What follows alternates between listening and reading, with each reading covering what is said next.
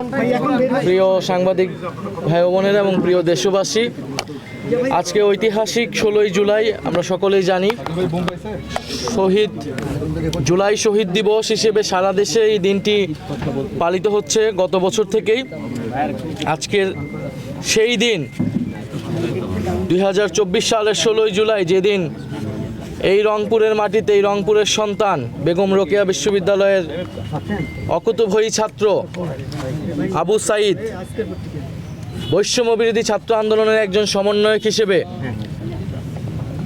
তৎকালীন স্বৈরাচারী শেখ হাসিনা সরকারের দমন নীতির বিরুদ্ধে দাঁড়িয়েছিলেন দুহাত প্রসারিত করে, এবং যিনি বুলেট বুকে নিয়ে শাহাদাত বরণ করেছেন, এবং আমাদের যেই গণ আন্দোলন থেকে গণ অভ্যুত্থান এবং বিপ্লবের দিকে যাত্রা, তার সূত্রপাত ঘটেছিল এই 16ই জুলাই আবু সাঈদের শাহাদাত বরণের মধ্য দিয়ে। আবু সাঈদ আমাদের শহীদদের ইমাম, এই জুলাই বিপ্লবের রুহানি নেতৃত্ব।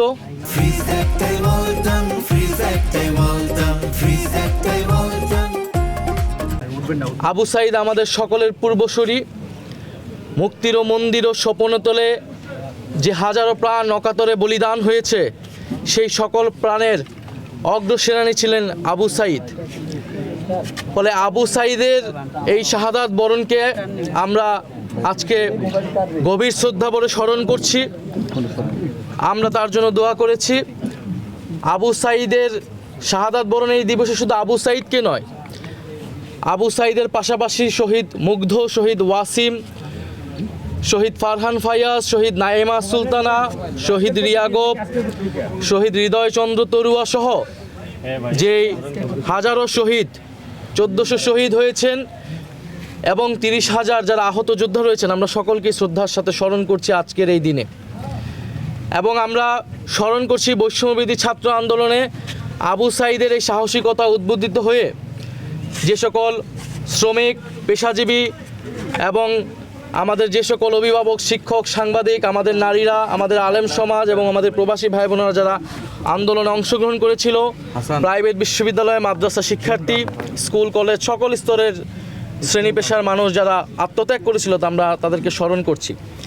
তো আজকের এই দিন আমরা মনে করি যে শুধু স্মরণ করার মধ্য দিয়ে নয়, শ্রদ্ধা জ্ঞাপনের মধ্য দিয়ে নয়, বরং আবু সাঈদেরা যে কারণে শহীদ হয়েছিল, আমরা তাদের উত্তরসূরি। আমাদের দায়িত্ব সেই নতুন বাংলাদেশ, বৈষম্য বিরোধী বাংলাদেশ, আমাদের সেই ইনসাফের বাংলাদেশ প্রতিষ্ঠার জন্য কাজ করে যাওয়া।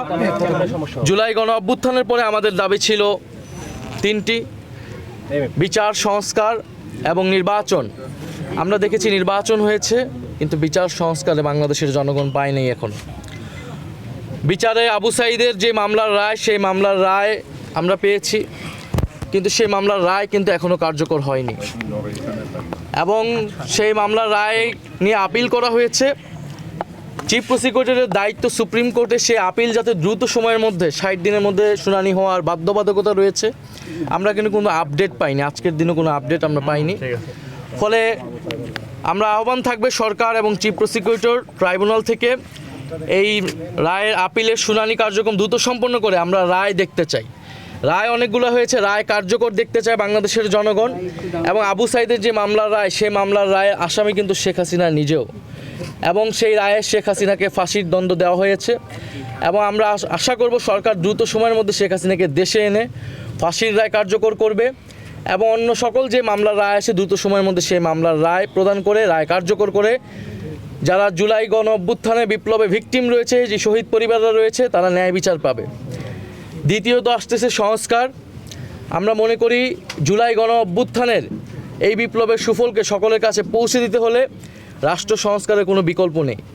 ফলে গণভোট হয়েছিল আবু সাঈদদের যে আত্মত্যাগ, সেইটাকেই শ্রদ্ধা জ্ঞাপন করতে, সেই সুফলটা যাতে সবাই পায়, বাংলাদেশের জনগণ পায়। তা আমরা দেখলাম গণভোটে 70% মানুষ গণভোটের পক্ষে, হ্যাঁর পক্ষে রায় দিয়েছে, কিন্তু বর্তমান সরকার সেই রায়ের সাথে বিশ্বাসঘাতকতা করেছে, প্রতারণা করেছে, এবং সেই গণভোটের রায় তারা কার্যকর করছে না। জুলাই সনদ তারা মুখে মুখে কার্যকর করবে বলছে, এটা তাদের কেবলই মৌখিক প্রতারণা। তারা 31 দফার সাথে প্রতারণা করেছে। তারা বলেছিল সংবিধান সংস্কার কমিশন করবে, সেটি তারা করে নাই। ফলে আমরা আশা করব এই 16ই জুলাই শুধু জুলাই শহীদ দিবস পালন করলেই হবে না, আবু সাইদকে মুখে মুখে স্মরণ করলেই হবে না, গণভোটের যে গণরায় সেই রায়ের আলোকে রাষ্ট্র সংস্কার করতে হবে এবং এদেশের যেই দুর্নীতি বৈষম্য দূর করে আমাদের নতুন বাংলাদেশ গঠন করতে হবে। আবু সাইদের এই মৃত্যু দিবসে, জুলাই শহীদ দিবসে আমাদের এটাই প্রত্যাশা এবং আমরা দোয়া করছি আমরা আবু সাইদ যাতে বেহেশতে নসিব হয়, আবু সাইদের শাহাদাত যাতে মহান আল্লাহ তাআলা কবুল করেন, আবু সাইদের শাহাদাতের উসিলায় যাতে বাংলাদেশের যে সমস্যা, বাংলাদেশের দুর্নীতি বৈষম্য সন্ত্রাস চাঁদাবাজি সেগুলো বাংলাদেশ থেকে চিরতরে দূর হয়। ওই যে মুক্তিযুদ্ধ বিষয়ক মন্ত্রী যেটা বললেন যে সরকার এবং বিরোধী দল একসাথে মিলে অক্ষরে অক্ষরে এই জুলাই সনদ বাস্তবায়ন করবে, ব্যাপারটা আমাদের কাছে ধোঁয়াশা, এটা যদি আপনি একটু ক্লিয়ার করেন। সরকারের কাছে এটার জবাব চাওয়া উচিত। আমরা তো সংস্কার যদি সরকার করতে চায় ইতিবাচকভাবে সত্যিকার অর্থে আমরা সর্বাত্মকভাবে সহযোগিতা করব, আমরা সহযোগিতা করে এসেছি এবং করব। এই প্রশ্নে সংস্কার, বিচার, ফ্যাসিবাদের বিলুপ্তি, বাংলাদেশের স্বাধীন পররাষ্ট্রনীতি ইত্যাদি প্রশ্নে আমরা সরকার বিরোধী দল হিসেবে দেখি না, আমরা দেশের জনগণের পক্ষে রাষ্ট্রের পক্ষে এক কাতারে দাঁড়াতে প্রস্তুত।